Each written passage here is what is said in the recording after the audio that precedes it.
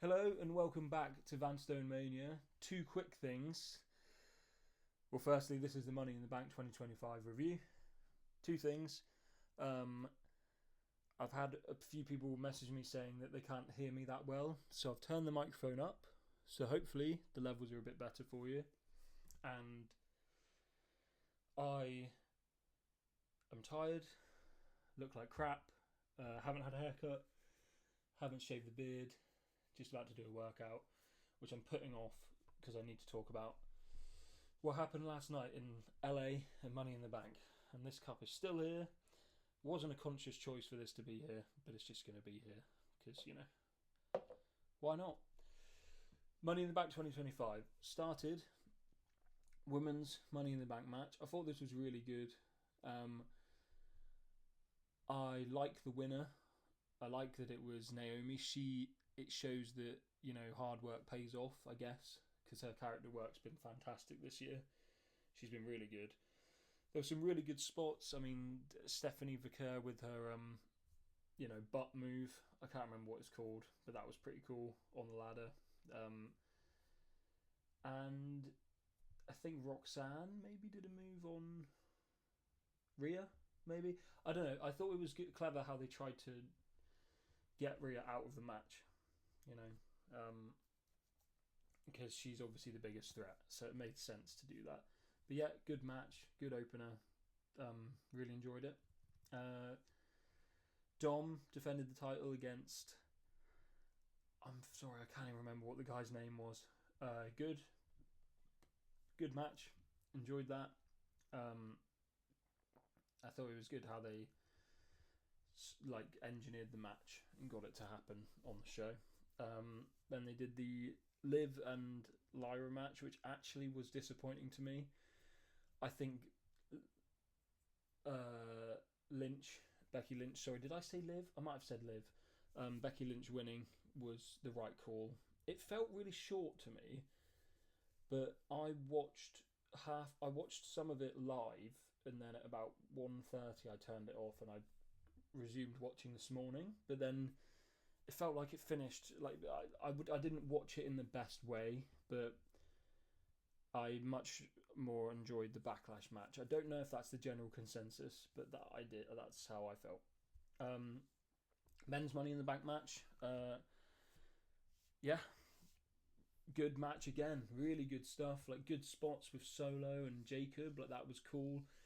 It looked like he was gonna push him back onto the ladder.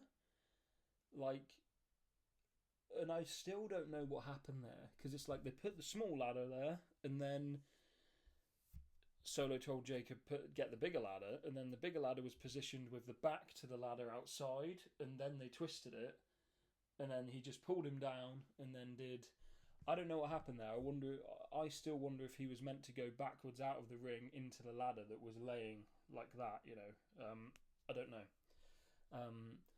But that was cool. That was a good storyline development. The Braun coming down and spearing El Grande Americano was good as well. Chad Gable's great. He's so good. I thought there was a chance that he might win, so they can then say he's got the championship, but he's got the briefcase, not Chad Gable. Going that way around. But yeah, I guess it's. I think with Seth having it, it will be resolved pretty quickly because now we've got two heels as Money in the Bank winners, and I think Seth's will be cashed in on Monday. I genuinely think it will. I think that's what's going to happen. Maybe he inserts himself and makes it a triple threat like he did before at WrestleMania 31 with Brock and Roman. Maybe that's what happens. Good match, good spots.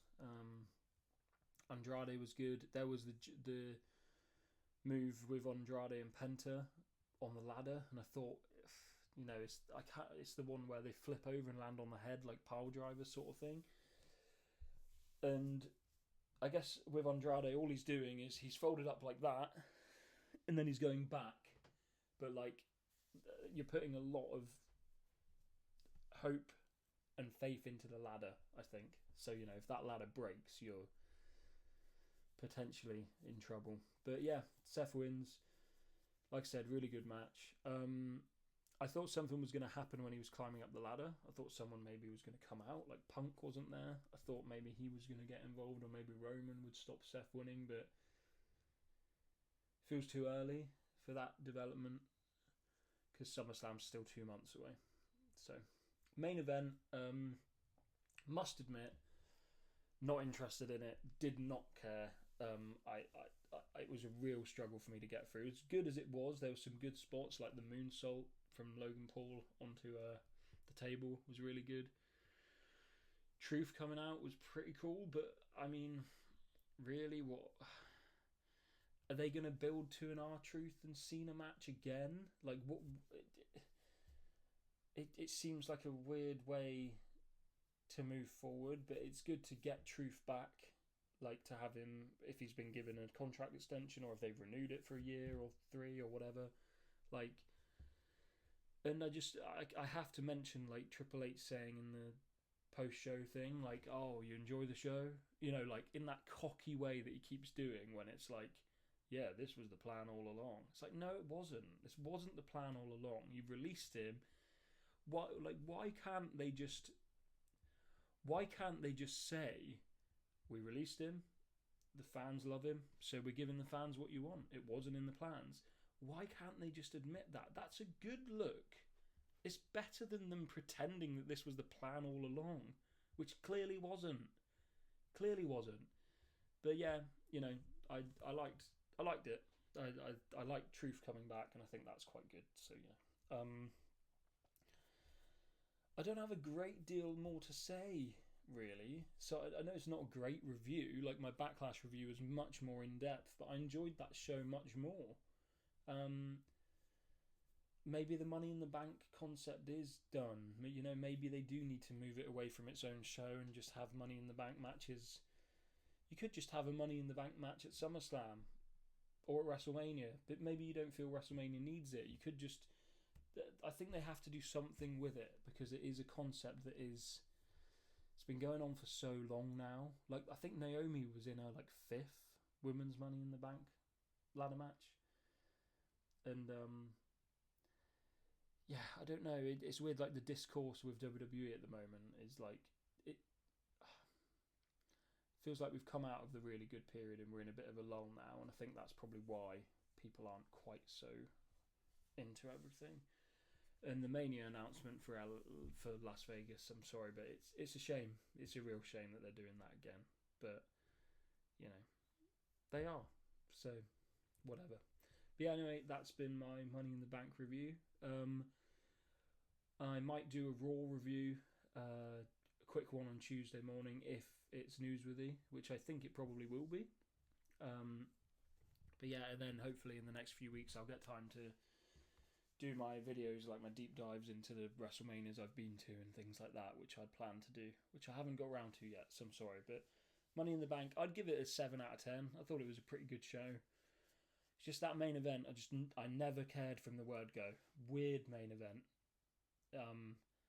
Made even weirder, really, by R-Truth coming back during it. But it was a nice moment, the crowd liked it, and he's back, which is good. So yeah, see you in the next one.